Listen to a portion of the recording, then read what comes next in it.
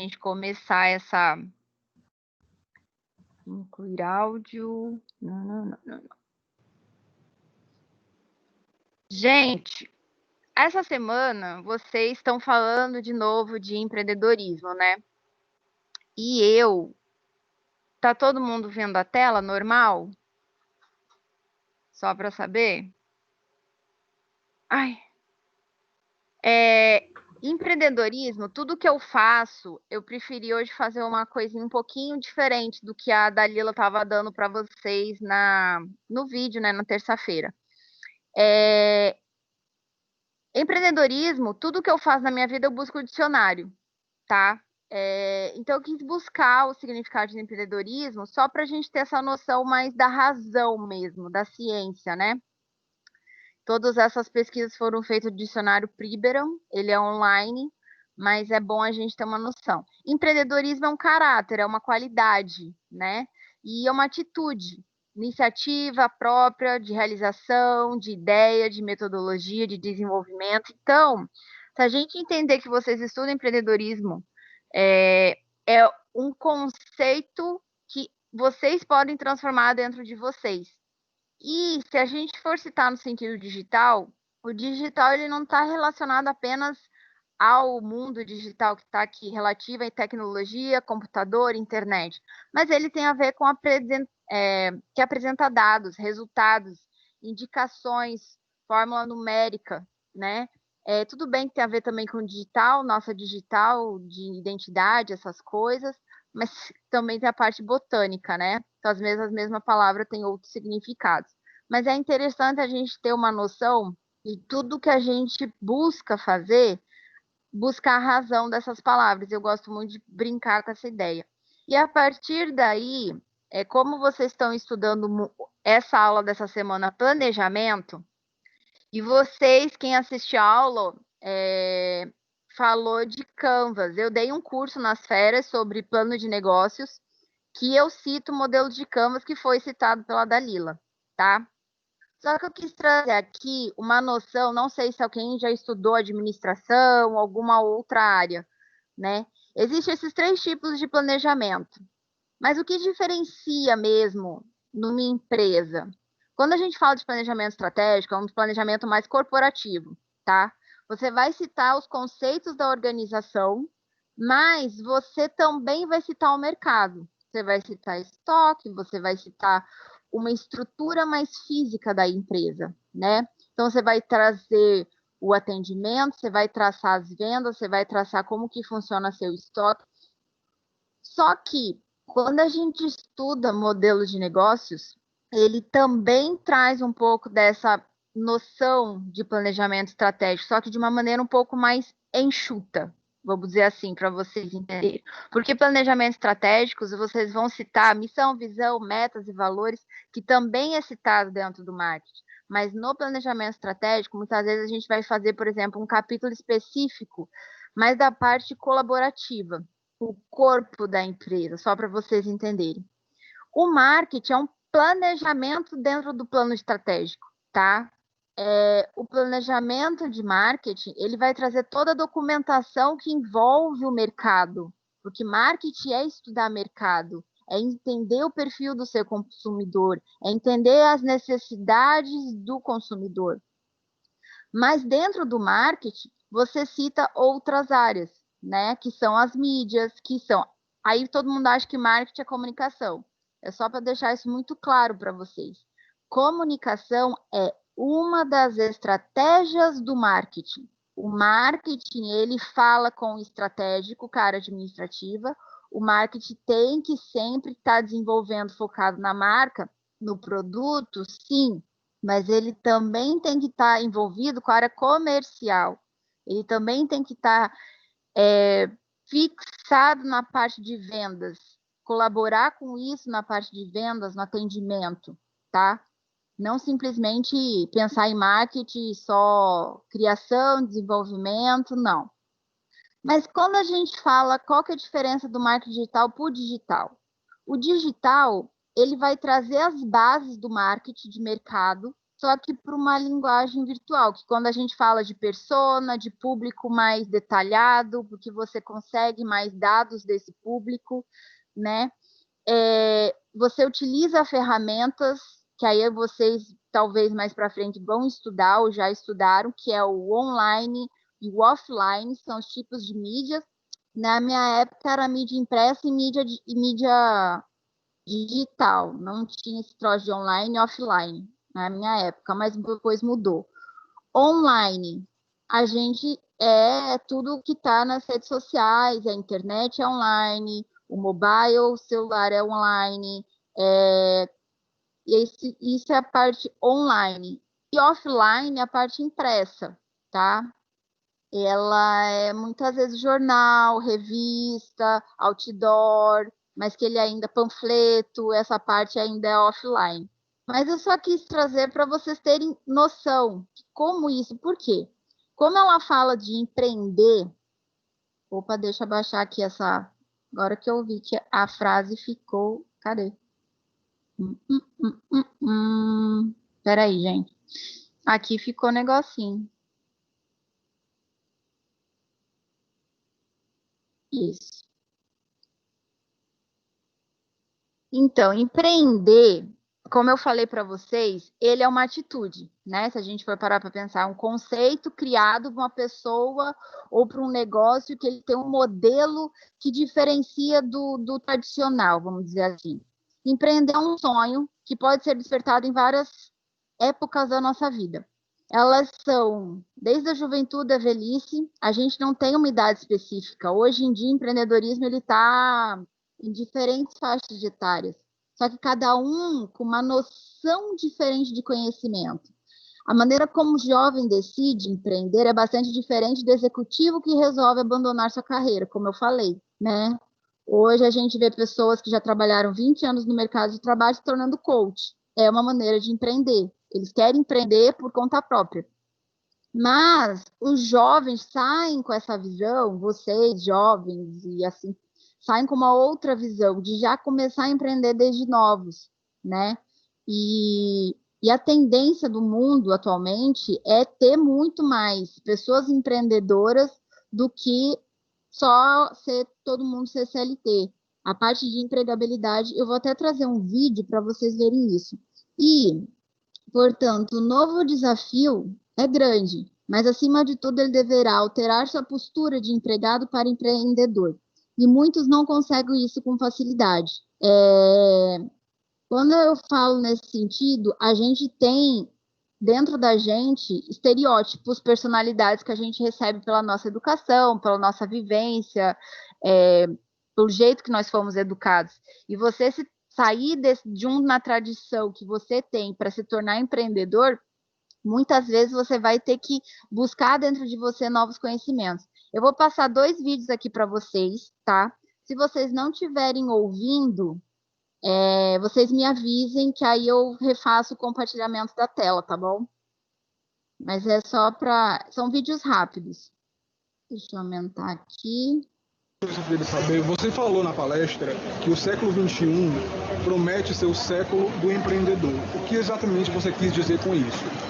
Que até o século XIX nós tivemos o século do agricultor, século XX nós tivemos o século do empregado, com a CLT, com o salário mínimo, com todas as conquistas. A partir fim dos anos 80, começo dos anos 90, nós já começamos a ter um declínio do nível de emprego, quer dizer, fusões e incorporações, substituição de empregados por equipamentos, ou por computadores, ou por programas, software. Então, hoje é possível fazer muito mais coisas com muito menos gente. Então, você diminui, né, a quantidade de emprego. Você vai precisar de empregados mais especializados. Por outro lado, aumentou barbaramente o que nós chamamos de consultores, que são profissionais autônomos. Eu, há 30 anos, não conhecia ninguém que se dissesse consultor. Hoje eu conheço umas 300 pessoas. Então, o que são? São profissionais, aprenderam muito, perderam emprego ou deixaram a empresa, e decidiram que trabalhar por conta é muito melhor do que trabalhar por uma empresa. E o Brasil quer ser uma das 5 maiores potências do mundo. Para isso vai precisar de grandes empreendedores, porque todos os países que são grandes potências do mundo têm grandes empreendedores. Países que têm grandes empregados não chegam a potências mundiais. Então você considera que o Brasil está preparado, ou pelo menos está no caminho da preparação para chegar a esse patamar? Nós temos 6 milhões de empresas de todos os tamanhos, mas principalmente micro e pequenas empresas, 6 milhões legalizadas. E a previsão é que daqui a 5 anos nós vamos ter 9 milhões, nós vamos ter um crescimento de 50%. Então tem os jovens hoje, 20, 21, 22 anos, eles já estão pensando em ser empreendedores. Gerações anteriores não pensavam. Então é isso que vai aparecer. Muitos vão dar errado, mas muitos vão dar certo. Qual a principal coisa que... Eu não vou deixar esse vídeo completo. Vocês conseguiram ouvir só para saber? Que aí eu vou para o segundo. Consegui. Eu ouvi direitinho. Ah, então tá. Esse também não é compridinho, é 2 minutinhos, mas eu achei interessante para nascer essa... Como você se torna empreendedor de sucesso, mas tem umas questões de que eu falei para vocês de personalidade empreendedora.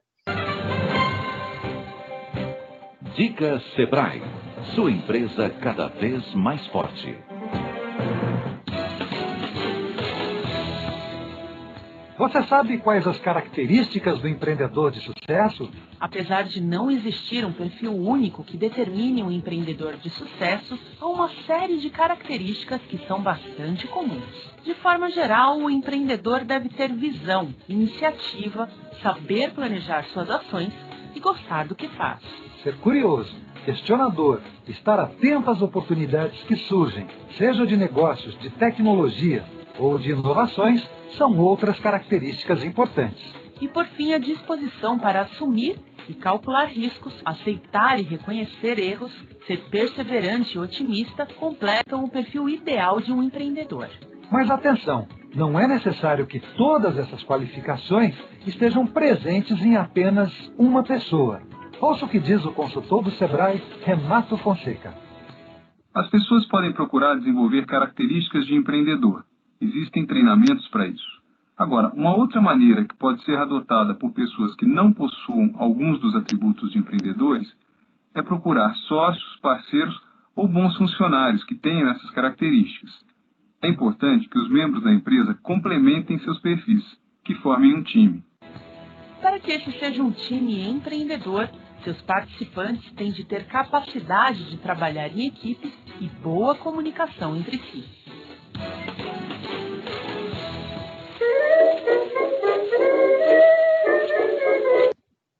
Essa musiquinha me lembrou desenho de Popeye, essas coisas. Voltar aqui para vocês. Então, como eu já estava falando de empreendedorismo, eu sempre erro a tecla. Eu acho que está pequeno. Empreender também, uma das coisas que está muito característica no empreendedor é sempre inovação. Só que se a gente pensar que inovação também está muito próximo, quem é formado, quem é da área de marketing, eu acho que as duas coisas se completam. Então, na minha opinião, muitas vezes, eu acho que um bom marqueteiro, ele é empreendedor.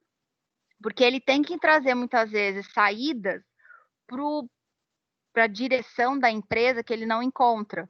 Para o microempreendedor que pediu um serviço para ele. Então, muitas vezes, o marqueteiro, ele tem que ter esse conhecimento de plano de negócios, de gestão, exatamente para conseguir trazer essa visão de inovação. E é aí que entra o marqueteiro, porque muitas vezes, dentro das estratégias que vocês vão estudar e que vocês vão se tornar capacitados, vocês conseguem auxiliar não só no mundo digital, que é o que vocês estão estudando, mas vocês também vão conhecer o conceito de marketing. Isso vai ajudar para quem já possui empresa, a ter uma nova visão de determinadas ações dentro do seu trabalho, ou para quem já quer ser empreendedor, atende clientes na mídia digital, ou que é designer, ou que seja dessas áreas, tá? E uma das diferenças que a Dalila passou 2 modelos de negócio que eu vou passar para vocês. Mas o modelo de negócio mais utilizado pelo Sebrae é o Canvas, tá?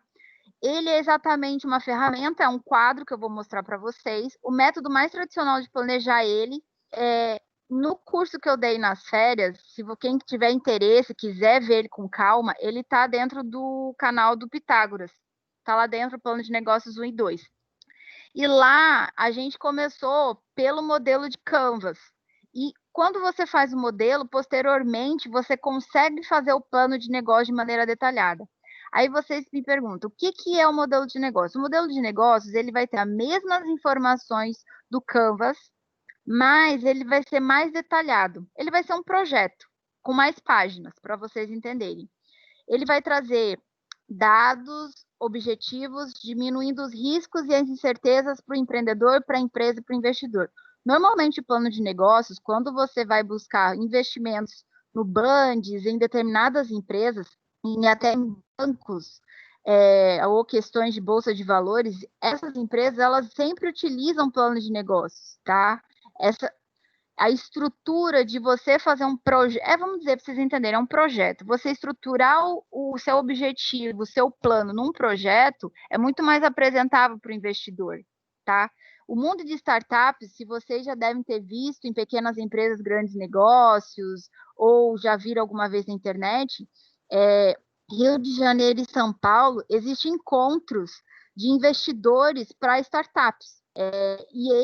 E os estudantes da área de TI ou de outra que seja, de outras áreas, mas que têm essas visões, eles buscam fazer o modelo de negócios, o Canvas, porque às vezes são rodadas de mesas, né? E aí os investidores estão ali sentados, ouvindo, e vão dar o valor. Às vezes é investimento de 10 mil, é 30 mil, só que esses investidores, eles têm uma participação naqueles aplicativos. E tem muita gente que ficou milionária desse jeito, né? No mundo tem muitos, como se fosse o Vale do Silício, só para vocês terem uma noção. Mas a elaboração do plano de negócios, ela tem um objetivo, né, para a gente conseguir parceiros, estruturar tudo que a empresa precisa. Então, eu vou trazer aqui um modelinho. Esse aqui foi citado pela Dalila, o modelo de Timos. Ele traz oportunidade, recurso e equipe, tá? Ele foca num processo mais de gestão, onde você vai precisar, na minha opinião, de mais colaboradores, tá? Você vai ter que trazer forças externas, você vai ter que trazer mercado, você tem que informar um pouco das ambiguidades, das incertezas, como se fosse pontos fortes e pontos fracos, tá? Que isso está dentro do plano de negócios, que vocês vão ainda, talvez, ver com mais calma a análise SWOT. E você também tem que falar do business, qual é o objetivo, qual é a missão, qual é a visão. Como eu sempre falo, a comunicação é só uma estratégia, mas é importante a empresa sempre contar a sua história, tá? Esse aqui é o Canvas. O Canvas, ele é dividido nessa maneira: o que, para quem, como e quanto.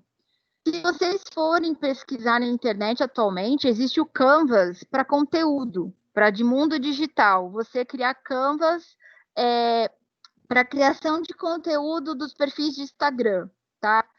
E o que é? Aqui você vai dizer os valores, o que a empresa trabalha, a proposta de valor. Aqui é focado muito no público, quem é o público, a persona, você vai detalhar os canais, os relacionamentos, o como, mas os parceiros, os fornecedores, a matéria-prima, o que você vai utilizar, né? E aqui o quanto é o recurso, quanto que vai sair, quanto que vai ser cobrado por esse serviço, e qual a estrutura que você tem ou se você vai buscar investimento.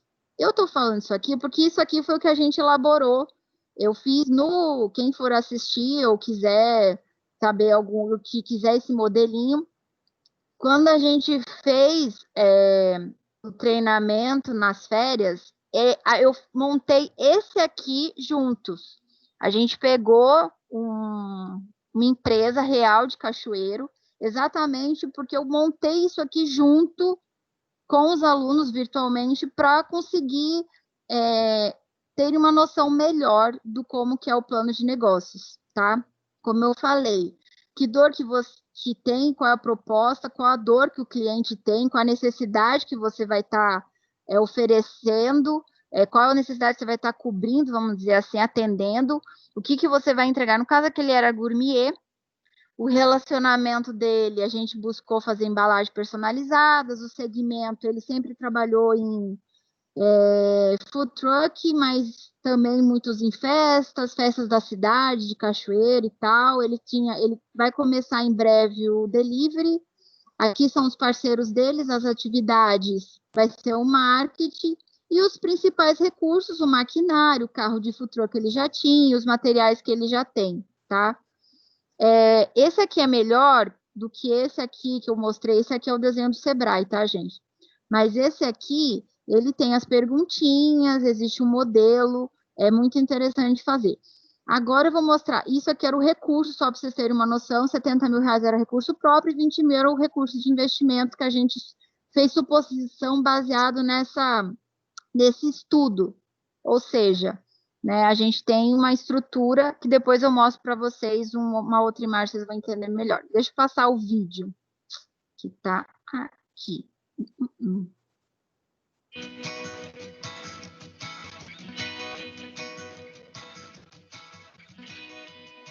Olá! Se você pensa em abrir um negócio, com certeza sua intenção é que tudo dê certo, não é mesmo? Mas para que isso ocorra, é necessário fazer um bom planejamento.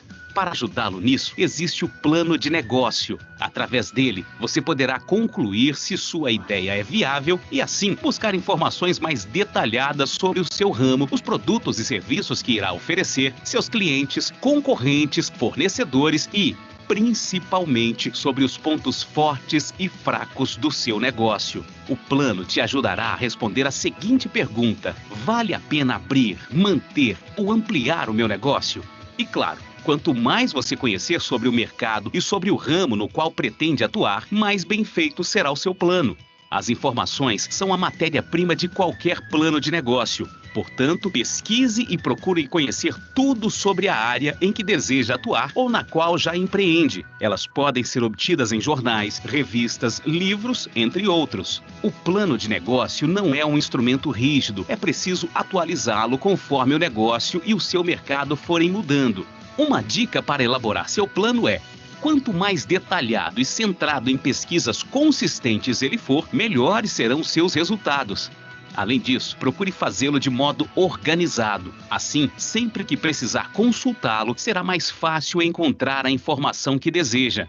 Um plano de negócio bem feito pode ser usado para se conseguir novos sócios e investidores, para estabelecer parcerias com fornecedores e clientes, ou até mesmo ser apresentado a parceiros financeiros para a solicitação de financiamentos. Mas lembre-se, o maior usuário do seu plano é você mesmo. A preparação de um plano de negócio é uma tarefa que exige dedicação, comprometimento e pesquisa, e é fundamental para o sucesso do empreendimento. Faça um bom plano e tenha sucesso em sua carreira empreendedora.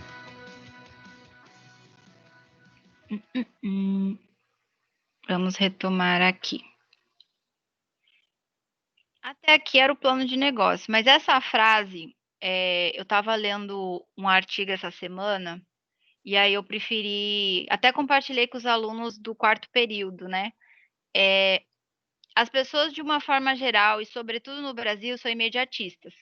Têm a ideia e já querem pôr a mão na massa. Se der certo, prosseguem, se não der, recomeçam. Com a pandemia, a gente sabe que muitas pessoas conseguiram o desemprego e se tornaram muito informais dessa maneira.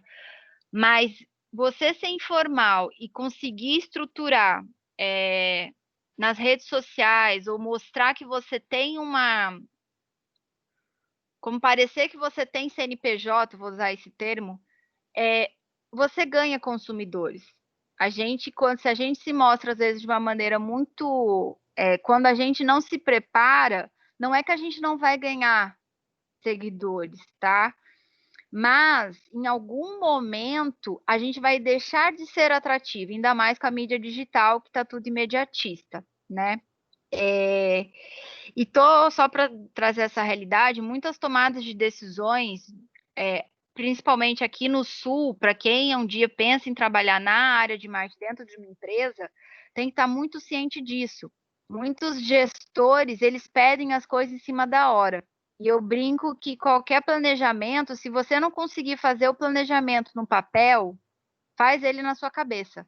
Porque é importante, sim, em algum momento, você ter a noção Eu brinco que o bom marqueteiro, ele é o planejamento de negócio. Você tem que saber a história da sua empresa, você tem que saber aonde está tudo, aonde que vende, onde que não vende. Porque você vai ajudar o proprietário da empresa, aquilo que eu falei, a ter a visão de empreendedor.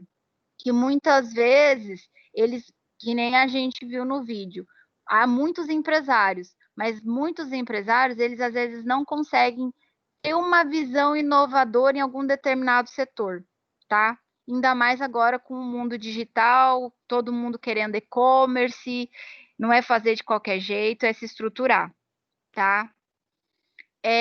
Depois, no final da aula, eu vou trazer um vídeo muito bacana, que eu acho que é o maior vídeo de todos. Ele tem 10 minutinhos, mas eu acho que vai ajudar vocês a assimilar tudo que vocês estudaram essa semana, o que a Dalila falou e o que eu também estou falando. Como eu estava falando para vocês, essa questão imediatista, né? Vocês devem ter visto a Dalila falar sobre pilares de comunicação. Eu não vou me aprofundar muito nisso, porque acredito que no decorrer do ano que vem, das outras matérias que vocês vão ter essas questões mais detalhadas, tá? Mas isso aqui é só uma sinopse, eu só vou trazer de maneira rápida. Que as 4 palavras são engajamento, relacionamento, conteúdo e presença. Eu acho que todo mundo na internet fala toda hora de consistência. De que forma que eu tenho que ser consistente, né? O engajamento e o relacionamento, eles estão muito ligados, tá? Eu só quero trazer igual eu falei aqui, atrair consumidores enquanto eles estão navegando na internet.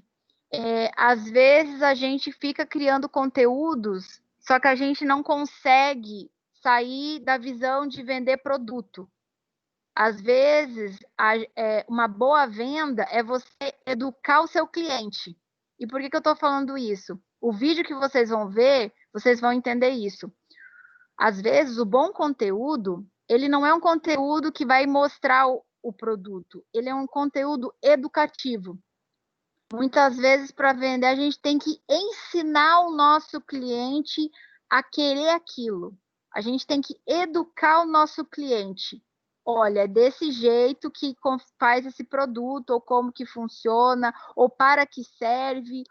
Porque, às vezes, você vai criar um novo hábito que não existia. Que com o vídeo que eu vou passar, vocês vão entender.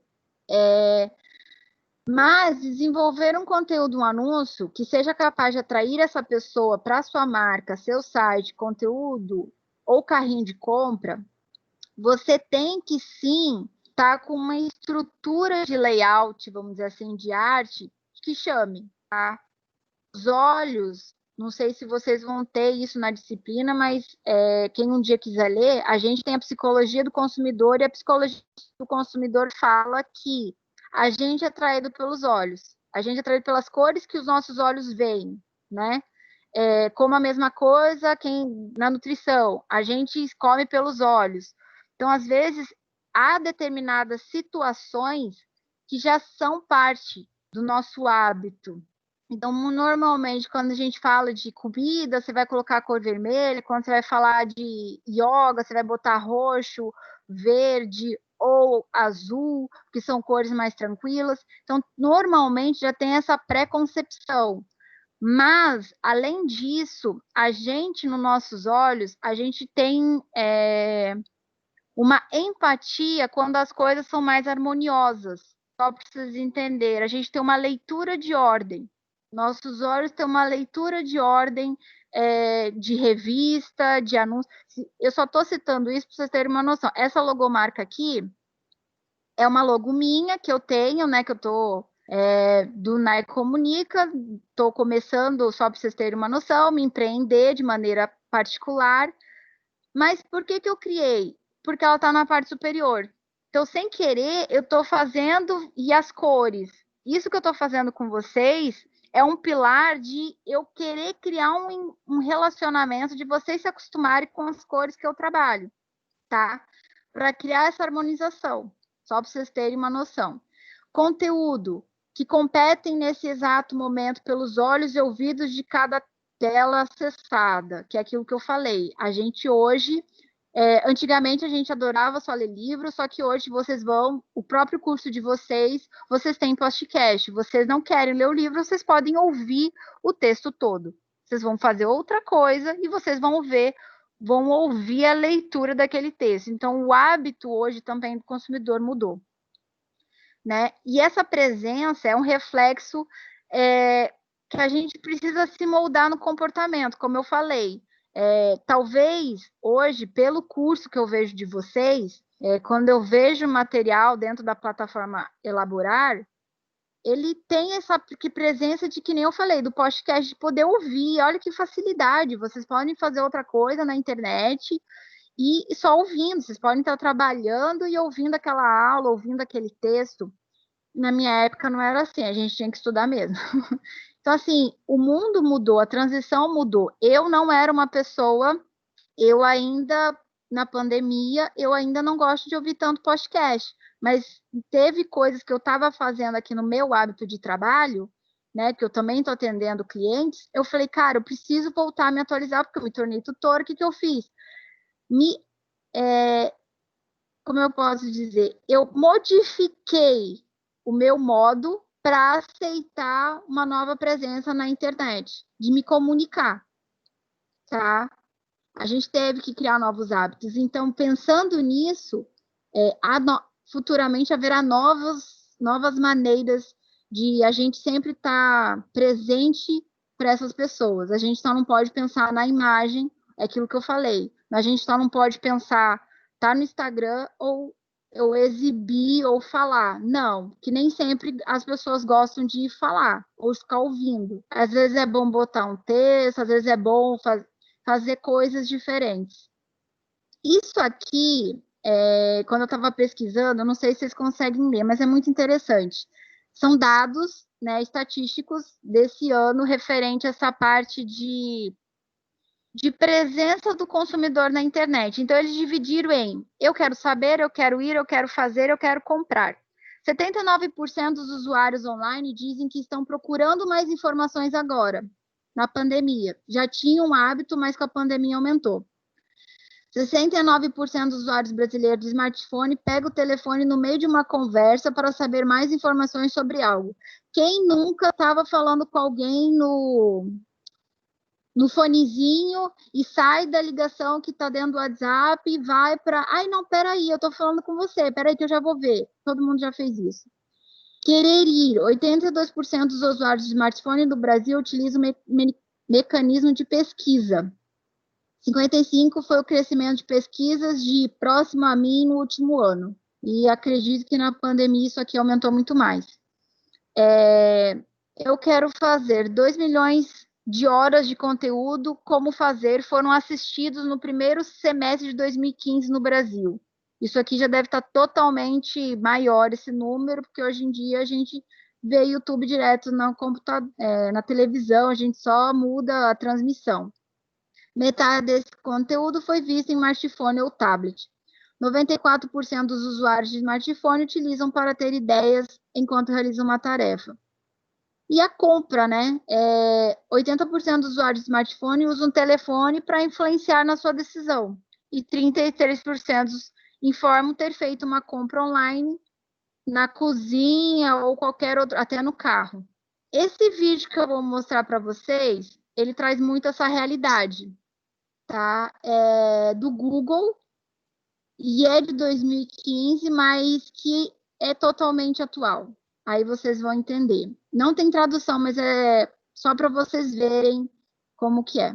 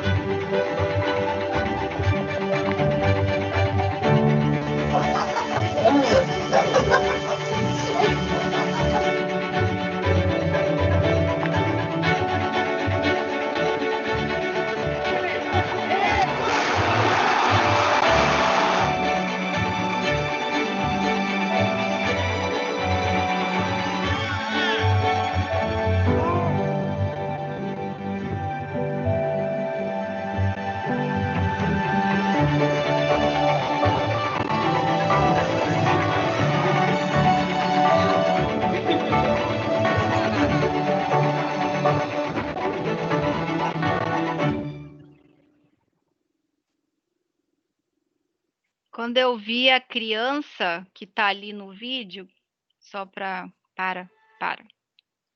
Deixa eu ver se tem a criança aqui de novo. Não. Aqui.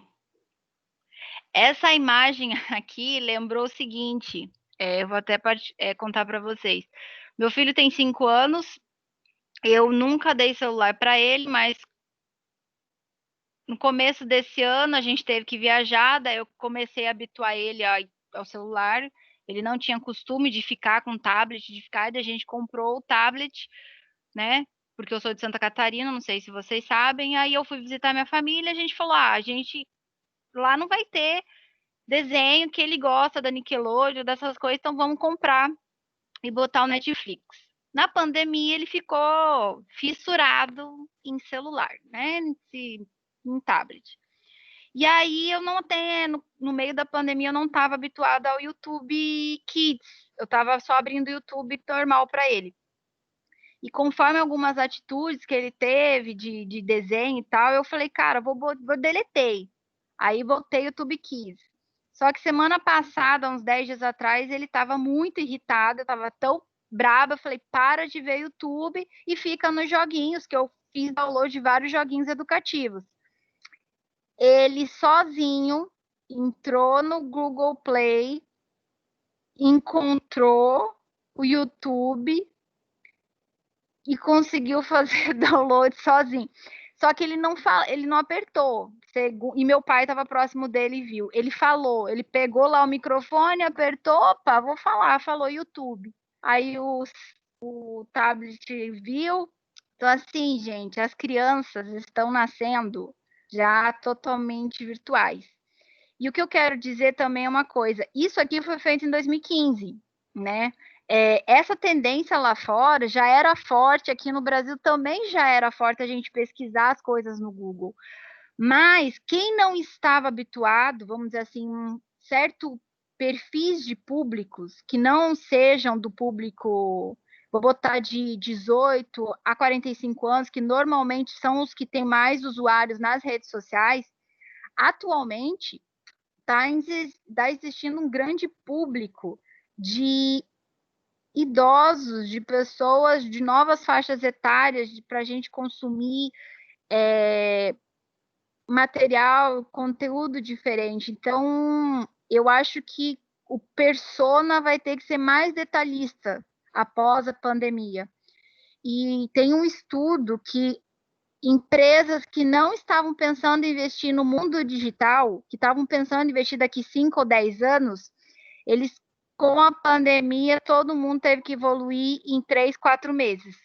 Então, acredita-se o que ia acontecer no Brasil em 5 ou 10 anos, após a pandemia, isso encurtou drasticamente. Eu estou falando de modo geral, de todas as empresas, de pequeno empreendedor que não estava com perfil na rede digital, que não pensava em site, ou que não pensava no delivery, que não pensava...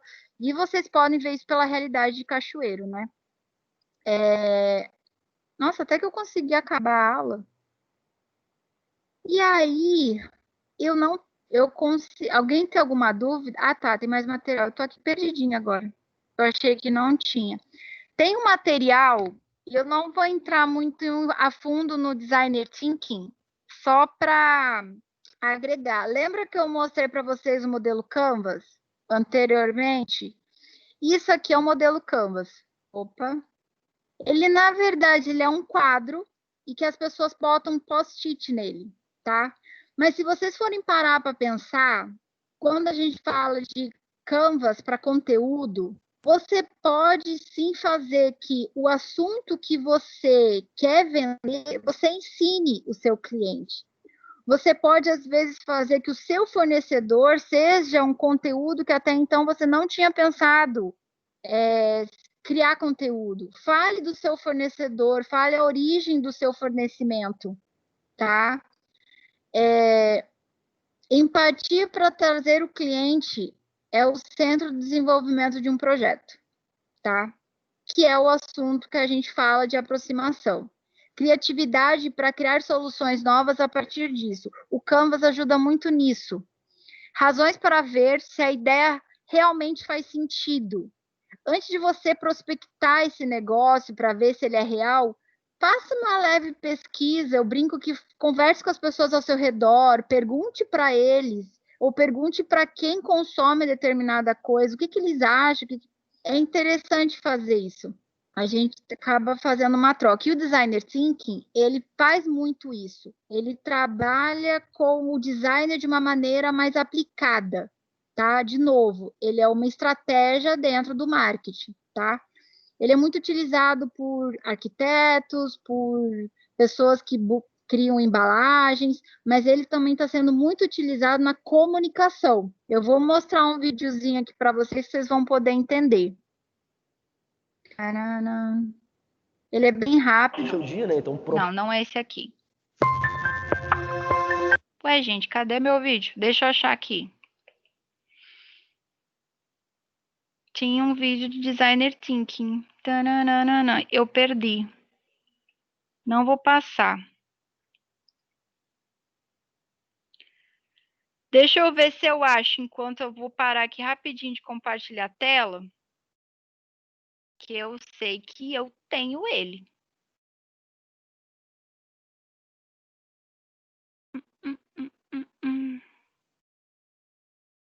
Ah, lembrei. Tava procurando. Deixa eu ver se é esse aqui.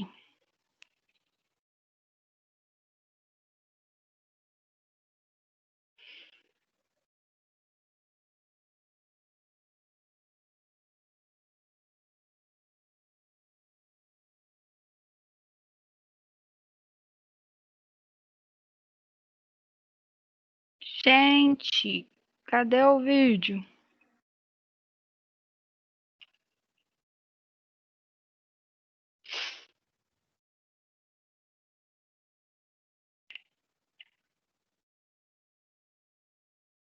Achei. Desculpa o silêncio, gente, eu achei o vídeo. Peraí. Parar. Se alguém quiser fazer alguma pergunta, é só falar. Como o nome já diz, enfim. Tá todo mundo ouvindo? Acho que sim, né? Como o nome já diz, é a forma de pensar do design. Mas por que isso é importante para as empresas hoje em dia?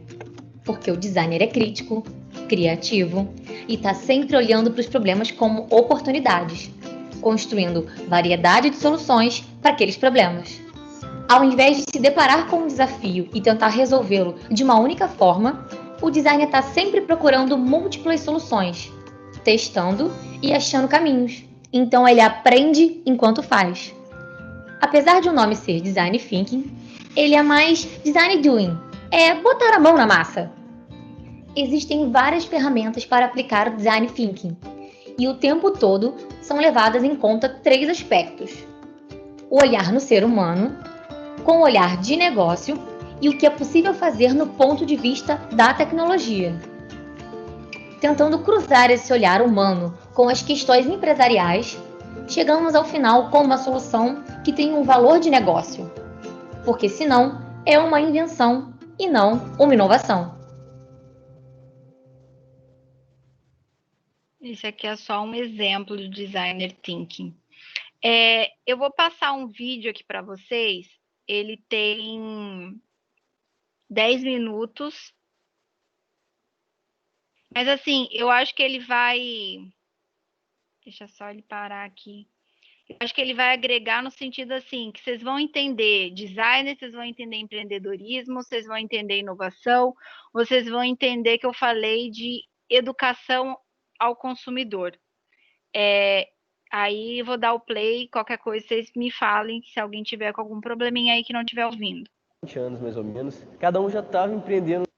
Vou começar a história contando como que eu e o Dudu nos conhecemos. A gente ainda estava na faculdade, com 20 anos, mais ou menos. Cada um já estava empreendendo no próprio negócio. E a amizade surgiu através disso. A gente se juntava de vez em quando para dar ideia, dar pitaco no negócio do outro, né? Ajudar a trocar ideia, compartilhar as dores do empreendedorismo, né? Empreender pode ser muito solitário às vezes, e era muito interessante ter esse momento em que a gente podia conversar sobre isso. E aí, em um desses encontros, a gente percebeu que, apesar assim, de muito novo, estar com um negócio bem sucedido, estar assim, porque muitas pessoas poderia ser um sucesso, para a gente estava considerando que tinha um vazio ainda que faltava.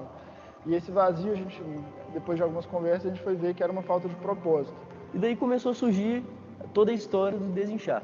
A gente resolveu fazer uma viagem para o Vale do Silício, Silicon Valley mesmo, lá na Califórnia.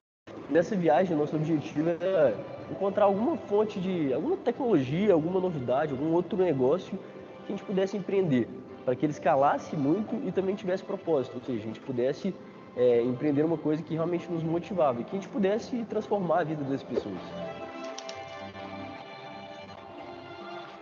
A gente foi achar esse propósito nosso dentro do Whole Foods, que é um supermercado de produtos naturais que tem nos Estados Unidos bem famoso. A gente entrou lá, a gente ficou realmente apaixonado com o tanto de empresa que estava com uma missão forte nessa área de saúde. E a gente sempre gostou muito de pesquisar, de ler sobre essa área, no começo como hobby mesmo, como paixão.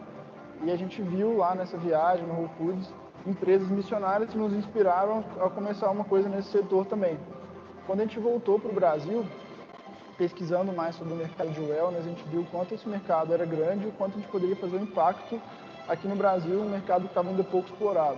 E aí, num desses dias, o Dudu comentou comigo uma ideia que ele já tinha tido há um tempo atrás, e era exatamente o nome do Desinchar. Ele já tinha registrado isso, mas era uma ideia que estava parada. E a gente falou, a gente quer empreender nesse mercado, tem um nome perfeito para isso, e vamos começar a partir do nome aí a desenvolver essa ideia. E foi exatamente isso que a gente fez. A partir do dia que a gente resolveu investir na ideia mesmo, no Desinchar, né, a gente tinha estudado o mercado e visto o tanto que era interessante esse mercado, o tanto que ele conectava com o nosso propósito de vida também, de poder trazer mais saúde para as pessoas.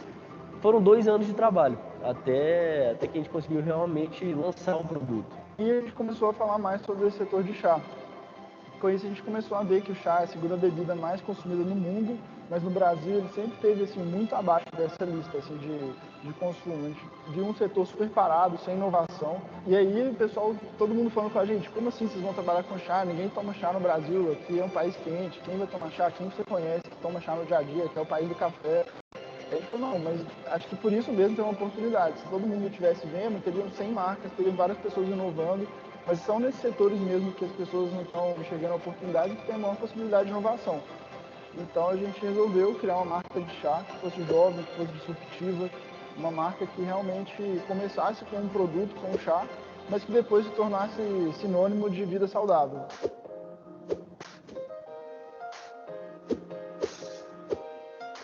A gente queria proporcionar caminhos para as pessoas com pequenos passos diários que elas chegassem realmente a ter uma saúde muito melhor. E aí, nesses 2 anos, a gente teve 2 grandes desafios assim, nessa jornada, né? O primeiro deles foi a formulação, e nisso a gente percebeu que nosso público, então, era um público que não consumia chá. A gente tinha um desafio gigante de fazer pessoas que não tomam chá diariamente começarem a consumir isso e transformar a vida delas através disso. Então, a formulação era um ponto muito importante. A gente tinha que desenvolver uma fórmula que fosse gostosa o suficiente para que todo mundo pudesse, de fato, tomar todos os dias, sem colocar adoçante, sem colocar nada. E pudesse isso promover a mudança de hábitos na vida dela. Então, foram mais de 50 tentativas de fórmula nesses 2 anos, até a gente chegar na fórmula que você pode tomar hoje do Desinchar. A gente conseguiu unir a eficácia para os propósitos que a gente queria, né? E também o sabor único e gostoso, que todo mundo consegue tomar sem grandes problemas. Então, a gente queria instituir esse hábito nas pessoas. O segundo grande desafio foi essa questão da experiência do produto quando a pessoa entra em contato com ele mesmo. Como a gente tinha esse desafio de desenvolver o hábito saudável, a gente pensou numa caixa de 60 sachês, uma caixa completamente fora do tamanho da caixa de mercado. Normalmente um chá tem 10 a 15 sachês. Então a gente fez essa caixa com 60, porque é o tempo médio ótimo para você conseguir desenvolver um novo hábito na sua vida. Então a proposta era simples, um Desinchar todos os dias, como o primeiro hábito do seu dia, né? Então o propósito do produto é ser o primeiro hábito saudável na sua vida, durante 60 dias, que é um tempo médio bom para você construir esse hábito. E aquilo ali, quando você constrói um novo hábito na sua vida, que você acredita que realmente tem mudança na sua saúde, ele é enquadrado como um hábito-chave. E esse hábito-chave, ele tem realmente um poder transformacional em cima dos seus outros hábitos. Porque tem uma coisa curiosa sobre hábito. Não tem como você cancelar um hábito negativo, só tem como você substituir ele. E um hábito-chave, então, ou seja, começar um dia com um hábito saudável que você acredita que está te fazendo bem e realmente te faz, te dá forças para substituir esses outros hábitos negativos depois no decorrer do dia. Então isso nos motivou a criar toda essa experiência para que as pessoas pudessem consumir o Desinchar. Então no final desses 2 anos aí, nesses 2 principais desafios, é claro que teve um tanto de desafio no meio do caminho, eu e o Dudu, a gente tocou a ideia ali no 3º turno, né? Como a gente começou o Desinchar, cada um já tinha uma empresa, a gente trabalhava como um side business, né? Um negócio paralelo. A gente começou a empreender com pouquíssimo capital, então cada um investiu só 30 mil reais, a gente não tinha muito dinheiro para investir na época, então a gente dedicava tempo mesmo. Nesses 2 anos, tudo que teve que ser feito no Desinchar, a gente fez por conta própria, a gente não terceirizou, não contratou ninguém. Então, se a gente precisava fazer um site, a gente virava a noite aprendendo a fazer o site para depois virar a próxima noite fazer o site. E aí o lançamento foi feito em dezembro de 2017, foi quando o nosso primeiro estoque chegou. O estoque ali de 3.393 caixinhas de Desinchar.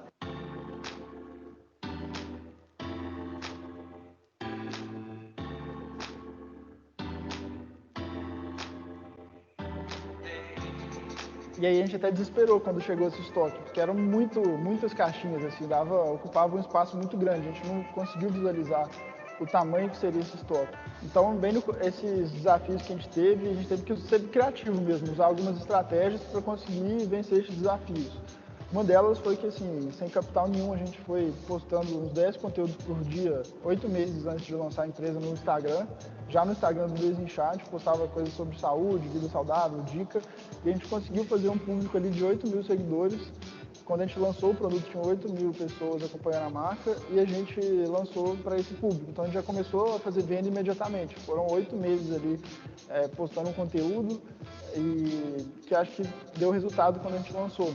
Outra coisa foi que, assim, quando a gente lançou, a gente mandou um kit para a Gabriela Pugliese, uma influenciadora, e ela postou aquele kit, porque a gente foi muito criativo, assim, na forma como a gente escreveu tudo, na carta que a gente mandou para ela. Então, quando ela postou, várias pessoas começaram a mandar direct perguntando se o Desinchar vendia na Mundo Verde do bairro de Lourdes ou do bairro da casa deles e tal. E a gente começou a ligar para essas lojas que eles estavam perguntando, falando, pô, tem uma pessoa interessada em comprar esse produto aí. E aí esse estoque, que a nossa meta era vender em 3 meses, a gente conseguiu vender em 3 semanas. Então foi um resultado que a gente ficou muito feliz. A partir de então a empresa passou por vários desafios, assim, tanto na fase de concepção do produto e depois no lançamento também. Foi muito trabalho duro, começou mesmo só comigo e com o Lohan, a gente fazia de tudo, desde emitir nota fiscal até carregar a caixa, tudo mesmo no começo da empresa. E aí a empresa começou a crescer, a gente viu que a gente precisava, que o nosso principal diferencial seria formar uma equipe boa. E é legal poder ver isso de perto também, porque é um dos principais fatores aqui do Desinchar, essa questão de trabalhar duro, estratégias simples como essas que a gente fez. Eu acho que, assim, tanto da minha parte quanto da do Lohan, a gente sempre viu a empresa dando muito certo, muito mesmo antes dela nascer. Então a gente nunca levou a sério as pessoas que falavam que não ia dar certo, ou que a gente estava louco, enfim, a gente sempre, na nossa cabeça, já tinha dado certo. Acho que foi esse mindset que a gente começou, é esse mindset que a gente tem até hoje, e a gente sempre entra num projeto acreditando antes mesmo dele ter dado certo. Acho que é isso que é o diferencial de você começar um projeto com brilho no olho e você começar um projeto e você fazer uma coisa e ter o desafio e você entregar os pontos ali no primeiro desafio que aparece. E outra coisa também é o poder da missão, né? Como a gente tem uma missão muito forte, que está muito conectada com a nossa missão de vida pessoal também, fica muito mais fácil a gente ter persistência. Então, não é... Aparece um desafio, mas a gente fala, pô, mas a gente está fazendo isso muito mais do que só pela gente. A gente está fazendo por uma missão, a gente quer inovar um mercado, essa missão é a nossa missão também. Então, não vamos nos abater por esse desafio, vamos pensar uma solução. E a partir daí foi esse crescimento que todo mundo está vivendo aqui junto com a gente. E é legal demais ter vocês aqui com a gente para compartilhar todo esse crescimento. E é só o começo, a gente tem pouquíssimo tempo de empresa e a gente quer transformar a Novu, né, o grupo inteiro, na principal empresa aí, criadora de produtos e tecnologias para transformar a vida das pessoas. Porque acho que um dos fatores que fez o Desinchar ter sucesso, com certeza, foi a missão mesmo, né, de querer mostrar para o mundo que saúde pode ser simples. E a gente acredita que saúde é construído mesmo por pequenos hábitos diários. Assim como tomar o Desinchar todos os dias, pela manhã ou Desinchar à noite pela noite. E assim a gente vai crescendo o nosso escopo de produtos e serviços também, assim como o Desinchar Academy, para fomentar essa nossa missão e expandir isso para o Brasil todo. Então, é legal demais ter vocês aqui com a gente para crescer e compartilhar isso tudo.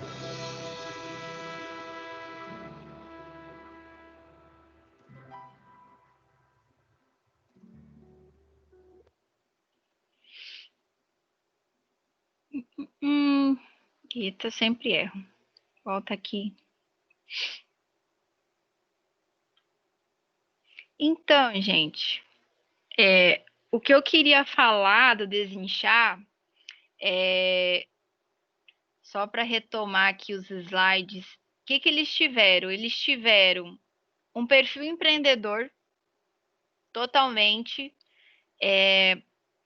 Eles se desafiaram a buscar conhecimento, eles estudaram, foram para o Vale do Silício, obtiveram conhecimento muito dessa questão de gestão, de empreendedorismo na Endeavor, mas também, não sei a graduação deles, mas pelo que eu li, eles fizeram muito esse estudo na Grande São Paulo, em lugares, né, que nem eles falaram, eles já tinham outros investimentos, mas o interessante do desinchar, que é aquilo que eu falei, eles buscaram, nesse planejamento, se eu fosse falar, eles buscaram obter todas as informações possíveis que nem eu falei, conhecer a história do Brasil, saber que o Brasil tomava mais café do que chá, que calor, costume. E eles foram diferentes do costume, eles criaram um hábito, que é o que eu falei, eles buscaram educar o consumidor, tá? E foram buscar esse perfil. E conforme foi crescendo, hoje em dia a gente sabe que esse mercado está se crescendo. Um belo exemplo agora é uma tendência muito grande de hambúrgueres gourmet. Antigamente a gente não tinha tanto isso, mas está existindo muito essa questão de um hambúrguer diferente, não tão fast food, que é o que foi educado na década de 90. E você vê que eles não são imediatistas. Você viu que eles fizeram um planejamento, eles estudaram, eles fizeram um plano de negócios, estruturaram, mas não deixaram. E aí que também é questão do imediatista. Eles poderiam até ter recomeçado, mas a vantagem de às vezes você planejar, você não tem que recomeçar, tá? Então, às vezes, o empreendedor ele tem que ver as suas limitações para a gente não ter que recomeçar de novo. É bom? Porque aprende, amadurece certas áreas, mas muitas vezes é bom aprender ou que nem eles dois, um se completava, né? E quando eu falei dos pilares, eles fizeram engajamento total 8 meses antes de lançar o produto. Isso que a gente fala de você muitas vezes fazer mistério sobre uma campanha, né? Fazer um teaser. Antigamente era muito isso. Hoje em dia não tem mais essa visão de fazer tanto teaser, fazer mistério. Hoje é o contrário. Hoje é criar conteúdos e depois você vem apresentar o seu produto, né? E é muito interessante como que eles tiveram 8 mil seguidores, ou seja, eles estavam certos que a venda estimaram 3 meses, feirou em 3 semanas. E o que eu ia falar do Designer Thinking? Aquela embalagem com 60 unidades, pode ter certeza que foi um Designer Thinking. Eles investiram numa caixinha bonita. Se você vê a logo é muito bem feita, a caixa é muito bem embalada, pela foto que ele mostrou ali que eles montavam, eles pensaram muito nessa criatividade de fazer uma que eu falei, harmonização que se fosse atrativa. Então, a embalagem é muito bonita, as cores, o jeito que eles montaram. Você vê que tem uma estratégia ali, sim, de design thinking. Eles não pegaram uma caixinha estilo chá do leãozinho lá, do mate e ponto, e botaram 10 unidades. Não, eles pensaram de uma maneira diferente. Porque todo mundo sabe, para criar um hábito, segundo estudos, a gente precisa de 21 dias para criar um novo hábito. E eles foram além disso. Para a pessoa não desistir, eles botaram 60 logo. E hoje em dia o ramo deles de chá, não sei se quem gosta de chá, mas quiser, existe já agora novas linhas de chá. Depois do Desincha, outras empresas agora surgiram nesse ramo de chá, revendedores de chá, para concorrer com eles. E, claro, estão ganhando mercado, porque o Desincha tem um valor mais agregado, né? Mas se você for numa loja de produto natural, vai ter outras marcas ou algo similar. Mas aí a gente fala de posicionamento, que vocês vão mais para frente estudar. É a frase que eu sempre falo, não sei se eu falei mês semana passada, mas é o que eu sempre falo. Open your mind, abra sua mente, pense de maneira grande. Não há nada que você não possa aprender, que é o que vocês estão fazendo. Ser empreendedor, tente analisar vocês mesmos, tentem fazer a cabeça e cumprir com os compromissos consigo mesmo, senão você não cumprirá com os outros. Essas frases, para mim, eu sempre deixo porque eu gosto muito delas. Alguém tem alguma dúvida? Quer fazer alguma pergunta?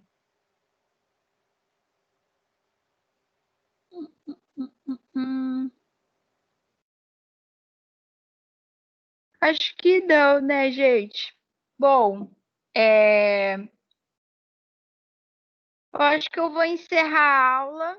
Agradeço a participação de todos, tá? E semana que vem a gente se encontra de novo quinta-feira. Quer fazer uma pergunta, Joyce?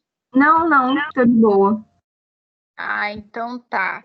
Gente, qualquer coisa, você já tem meu número no WhatsApp, qualquer coisa a gente se fala, tá bom? Obrigada pela presença de todos e boa noite. Boa noite. Tchau, tchau. Boa noite, gente. Boa noite.